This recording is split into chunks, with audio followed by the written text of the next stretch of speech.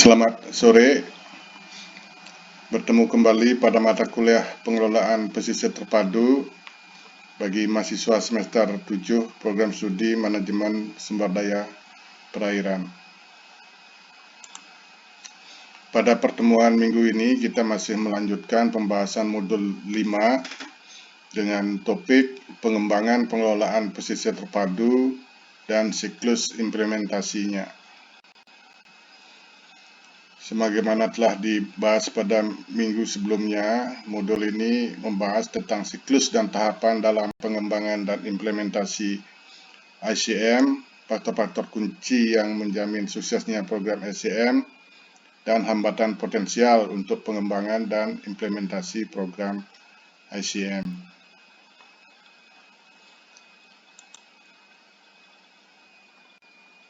Pada minggu lalu, kita sudah membahas satu materi dari modul ini, yaitu adalah langkah dan tahapan kunci pengelolaan pesisir terpadu yang dikenal sebagai siklus perencanaan dan implementasi pengelolaan pesisir terpadu.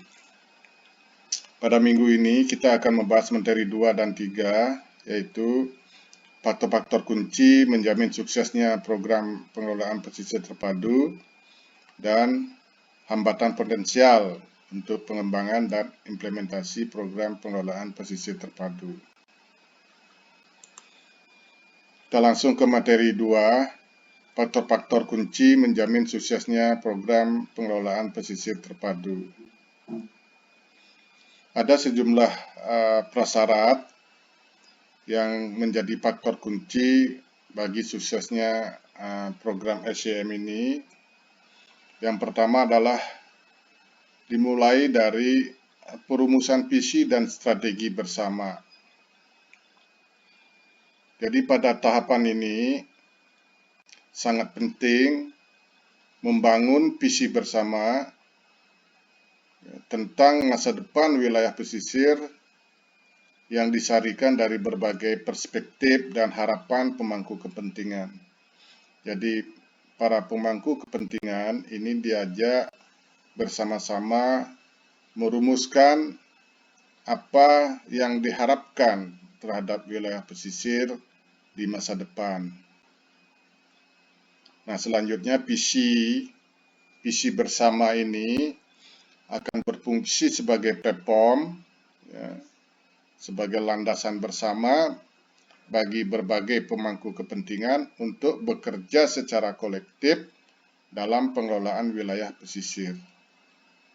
Harapannya demikian, dengan kita merumuskan visi bersama, maka nanti berbagai pemangku kepentingan dapat bekerja bersama-sama untuk mewujudkan visi tersebut di dalam kerangka pengelolaan wilayah pesisir.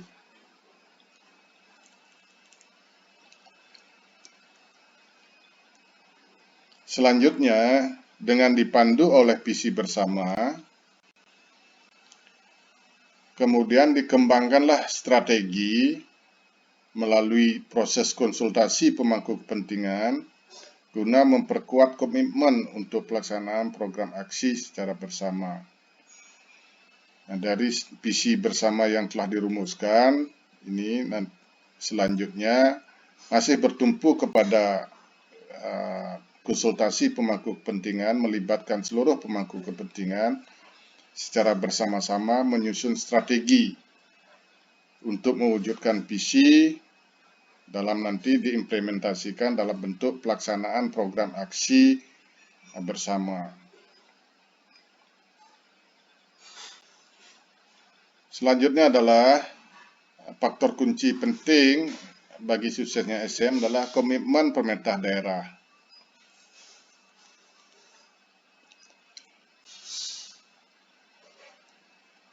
Pelaksanaan program ICM ini membutuhkan komitmen dan keterlibatan penuh dari pemerintah daerah sejak dari awal sampai nanti implementasinya. Jadi ini adalah langkah awal membangun komitmen, political will dari pemerintah daerah. Komitmen politik kepala daerah sangat memastikan keberhasilan dan keberlanjutan program ICM ini. Karena bagaimanapun nanti pemerintah daerah yang akan mengadopsi program-program ini di dalam rencana pembangunan, baik itu di dalam rencana pembangunan jangka menengah daerah maupun di dalam rencana kerja pemerintah daerah. Implikasinya adalah pada komitmen pendanaan terhadap program-program aksi. Faktor kunci berikutnya adalah penataan atau pengaturan kelembagaan. Jadi sangat penting program ICM ini memiliki pengaturan kelembagaan yang jelas, ya, yang meliputi lembaga resmi yang akan mengkoordinasikan program ICM. Jadi harus ada lembaga resmi yang mengkoordinasikan program ICM. Untuk pelaksanaan program ICM di tingkat daerah, misalnya provinsi, ya, atau kawasan daerah provinsi, ini kelembagaannya sudah ditetapkan sebagai lembaga koordinasi itu adalah Dinas Kelautan dan Perikanan. Namun dalam pelaksanaan program ICM di suatu wilayah tertentu, bagian tertentu dari wilayah pesisir, nah, lembaga-lembaga resmi ini perlu didefinisikan, ditetapkan kembali.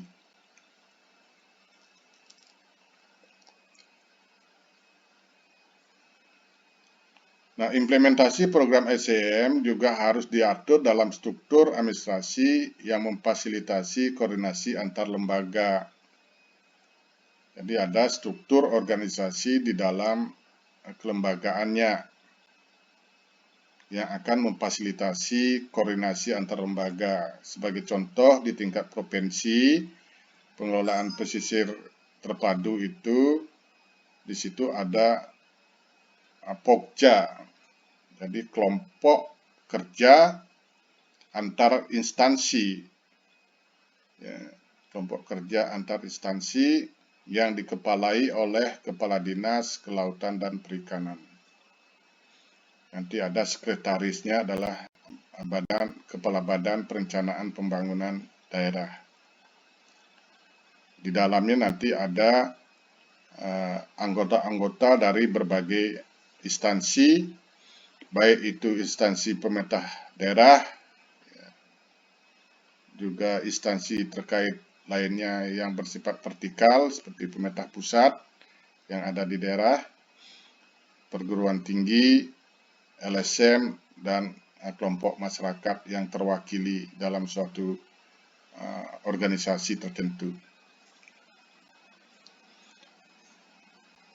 ICM ini harus dilakukan dalam hubungan yang erat, tidak hanya dengan lembaga yang menangani lingkungan dan sumber daya alam, tetapi juga dengan lembaga yang menangani ekonomi, sosial, budaya, infrastruktur, dan lainnya.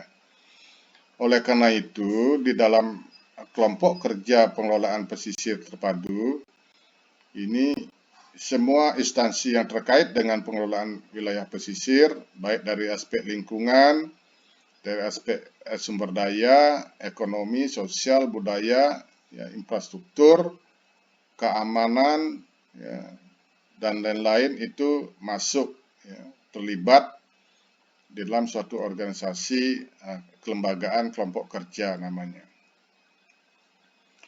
Keterlibatan lembaga-lembaga ini biasanya ditampung di dalam kelompok kerja, yaitu tadi sudah dijelaskan bahwa lembaga-lembaga koordinasi ini adalah masuk di dalam kelompok kerja pengelolaan wilayah pesisir. Nah, faktor kunci berikutnya adalah legislasi.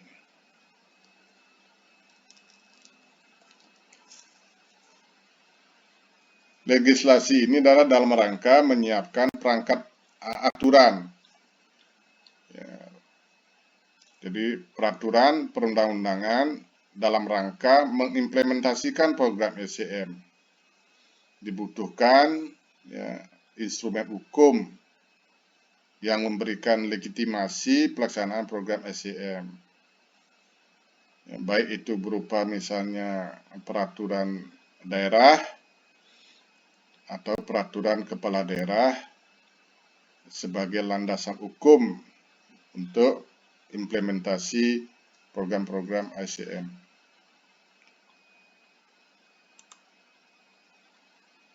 Faktor kunci berikutnya adalah ketersediaan pendanaan. Implementasi dan keberlanjutan program ICM ini sangat tergantung pada ketersediaan dana untuk membiayai program-program aksi sesuai untuk mencapai visi pengelolaan. Mekanisme pendanaan berkelanjutan harus dipertimbangkan pada tahap awal inisiasi program untuk memberikan waktu yang cukup untuk menyusun strategi penggalangan dan alokasi sumber daya keuangan. Jadi pada siklus awal dari perencanaan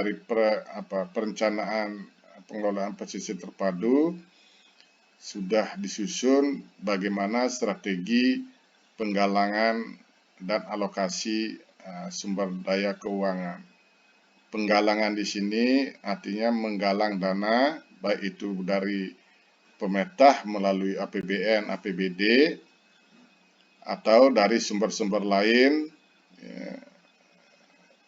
yang berkaitan dengan penerimaan negara bukan pajak atau pendapatan daerah atau dana-dana dari lembaga donor swasta yang tidak mengikat sifatnya. Faktor kunci berikutnya adalah kesadaran publik. Seringkali dalam pengelolaan pesisir dihadapkan oleh kekurangtahuan dan ketidakpedulian masyarakat di dalam pengelolaan wilayah pesisir, sehingga partisipasinya sangat minim. Oleh karena itu, menjadikan masyarakat yang berpengetahuan atau paham tentang wilayah pesisir dan program-program ICM adalah cara yang efektif untuk memastikan keterlibatan mereka yang lebih kuat dalam program ICM. Nah, dalam hal ini akan dibutuhkan banyak program-program pendidikan dan penyadaran publik atau kampanye-kampanye yang merupakan kegiatan jangka panjang dan berkelanjutan dalam program ICM. Jadi secara terus-menerus penyadaran publik perlu dilakukan. Faktor kunci berikutnya adalah kapasitas daerah. Kapasitas daerah berkaitan dengan kemampuan daerah, terutama aparatur daerah di dalam pengelolaan wilayah pesisir. Pengembangan kapasitas daerah harus diberi prioritas tinggi dalam rangka melaksanakan program ICM yang efektif. Jadi sejak awal ini sudah dilakukan peningkatan kapasitas terhadap staf inti program ICM dan pejabat pemerintah daerah melalui pelatihan tentang cara merencanakan dan mengelola pesisir sehingga tidak sangat tergantung kepada para ahli dari universitas atau dari lembaga lain. Minimal staf inti dari program ICM dan pejabat-pejabat penting yang akan mengambil keputusan ini sudah mempunyai kemampuan di dalam merencanakan dan mengelola wilayah pesisir. Nah, beberapa mekanisme untuk peningkatan kapasitas daerah ini biasanya melalui diklat atau studi banding atau melalui kegiatan-kegiatan pemagangan. Faktor kunci berikutnya adalah motivator, lokal champion. Jadi para pemimpin lokal atau generasi muda mungkin yang punya komitmen, tokoh-tokoh masyarakat yang punya komitmen, ini sangat penting diajak sebagai aliansi dalam menginisiasi dan pelaksanaan program SCM. Jadi ada motivator lokal yang memahami tentang wilayah pesisir.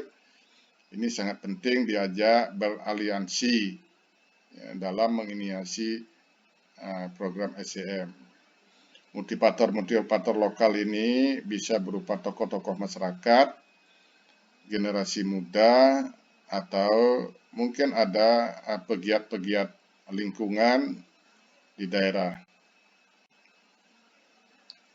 Bisa juga berupa kepala daerah ya yang memang kuat komitmennya terhadap pengelolaan pesisir sebagai motivator, pemimpin agama, ya, pemimpin bisnis yang punya itikat baik, ya, atau pejabat lini lembaga pemerintah, pejabat yang segaris dengan kewenangan pengelolaan pesisir yang ada di pemerintah, atau pemimpin masyarakat, ya, ini dapat berfungsi sebagai motivator, membantu pemerintah dalam menginisiasi dan merumuskan serta melaksanakan program-program SCM. Dan terakhir adalah penting dukungan ilmiah. Jadi dukungan dan masukan ilmiah diperlukan dan harus diintegrasikan di sepanjang siklus SCM. Ya, dukungan ilmiah ini mungkin dapat diperoleh dari perguruan tinggi atau lembaga-lembaga lainnya. Dukungan ilmiah diraih dengan melibatkan lembaga penelitian, ya, akademisi, dan para ahli dalam kegiatan program SCM, serta dengan mengembangkan kemampuan ilmiah dari lembaga lokal untuk mempertahankan penyediaan dukungan ilmiah. Sangat penting juga lembaga-lembaga ilmiah di daerah itu mempunyai kemampuan yang memadai di dalam pengelolaan pesisir, ya, sehingga bisa menjadi aliansi yang kuat bagi pemerintah daerah, sehingga tidak mengandalkan dukungan ilmiah dari daerah-daerah lain atau mengandalkan dukungan ilmiah dari pusat.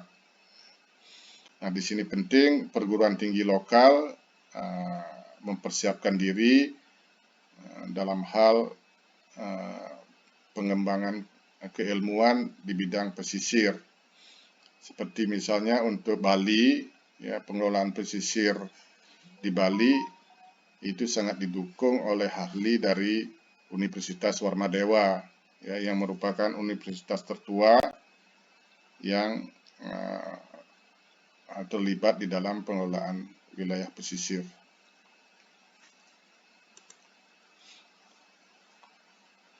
Selanjutnya kita bahas materi ketiga tentang hambatan potensial untuk pengembangan dan implementasi program pengelolaan pesisir terpadu. Di samping faktor-faktor kunci yang dibutuhkan, kita juga penting menganalisis hambatan potensial yang nanti bisa menghambat, menghalangi pelaksanaan program pengelolaan pesisir terpadu. Jadi faktor-faktor yang dapat mempengaruhi inisiasi program SCM dalam arti bisa menghambat, ya, pertama adalah campur tangan politik. Campur tangan politik ini artinya ada persaingan politik antar partai yang berkuasa dan partai oposisi yang tidak sejalan. Mungkin saja komitmen will dari partai politik yang berkuasa sangat kuat, tapi akan dihambat oleh partai-partai yang sebagai oposisi. Ini bisa saja terjadi. Berikutnya adalah perubahan kepemimpinan lokal dan pergeseran kekuatan politik.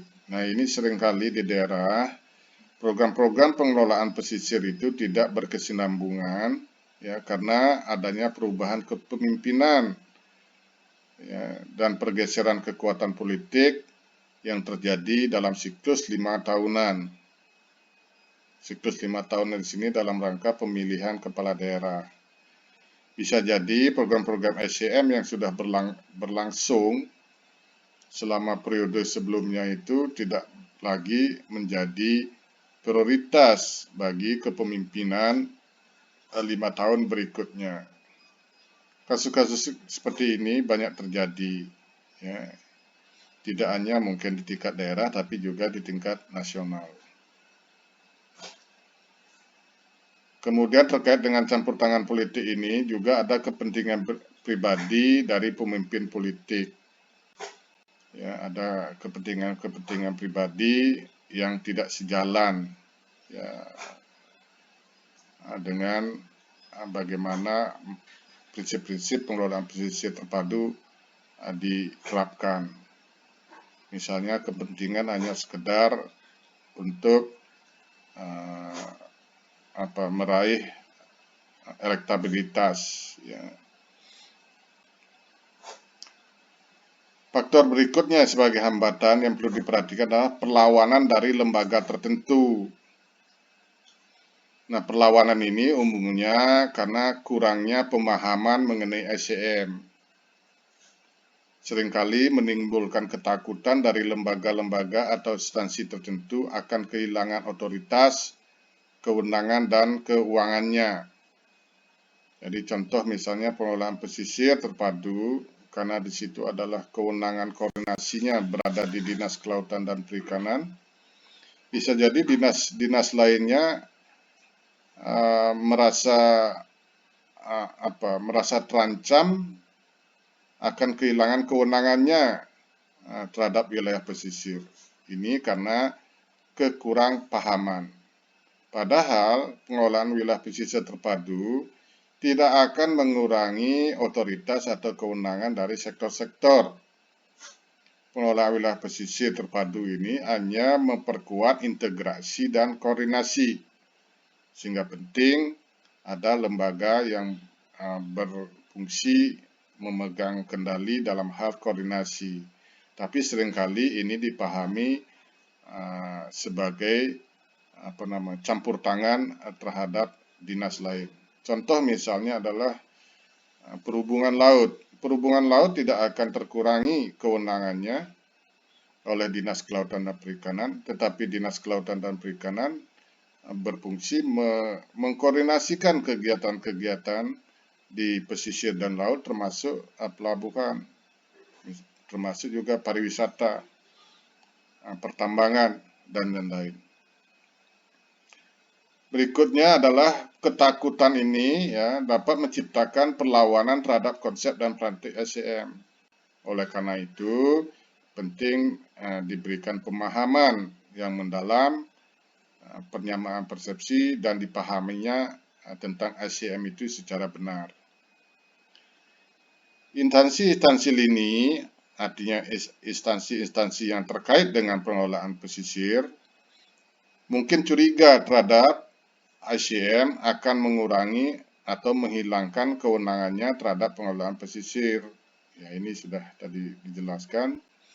Ada kecurigaan, ya, program SCM akan mengurangi kewenangannya. Padahal tidak demikian. Ya. Program SCM hanya mensinergikan program-program sektor. Ada juga perlawanan dari ilmuwan. Ya. Jadi pengelolaan wilayah pesisir terpadu itu kompleks. Ya. Kadang-kadang ya banyak ilmuwan tidak memiliki pengalaman praktis dalam ICM. Ya. Dan banyak ilmuwan tidak menganggap diri mereka mampu melakukan fungsi manajemen terpadu yang telah biasa bekerja pada garis lurus monodisiplin tanpa memahami dunia tata kelola. Karena banyak ilmuwan-ilmuwan di Indonesia, terutama yang berada di perguruan tinggi, itu terbiasa bekerja dalam garis lurus monodisiplin. Padahal ICM ini adalah ladang ilmuwan bekerja secara terpadu, multidisiplin, saling mendukung antara berbagai ilmu, baik itu ilmu-ilmu alam maupun ilmu-ilmu sosial dan humaniora. Tapi bagi ilmuwan yang tidak paham ya tentang konsep ICM ini kadang seringkali apatis ya untuk terlibat di dalam ICM karena merasa mungkin tidak percaya diri mampu bekerja multidisiplin. Nah, ada juga perlawanan dari industri, dari sektor swasta. Beberapa industri ini bisa jadi dia resisten atau menolak terhadap program ICM karena takut harus berurusan dengan kontrol manajemen lingkungan yang ketat atau kehilangan ruang bisnisnya yang mungkin sebelumnya longgar di dalam batas-batasan penaatan terhadap lingkungan.